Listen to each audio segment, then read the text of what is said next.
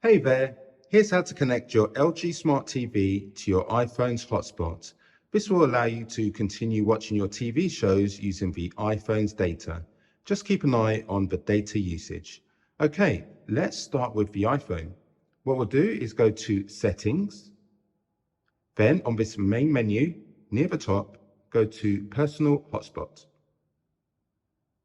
We want to allow others to join, toggle that on, and we're going to use this Wi-Fi password. Now, if it's a long string of letters and numbers, just tap here and you can enter a shorter password.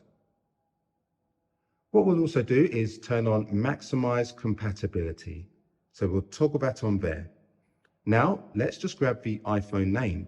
Go back to the main menu, then go to General, About, and just at the top there, that's the iPhone name. We'll locate this on the TV's Wi-Fi in just a moment.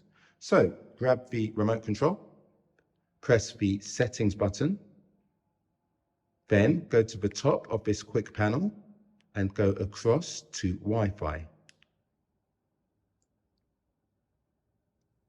Go down to the second option, a Wi-Fi connection. My Wi-Fi is enabled. If yours isn't, just toggle on and give it just a moment to locate devices in the area. Then scroll down this list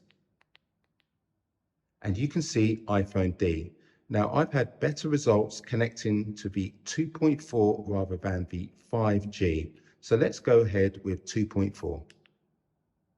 Enter the password, go across to enter and press.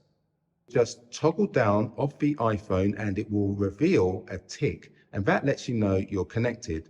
So we can go to the home page and anything I watch now from YouTube or Netflix will be coming through the iPhone. So I hope that's been useful. One quick tip, if you do have a problem with connecting, if you have a VPN on your phone, turn that off and try the 2.4 gig connection over the 5.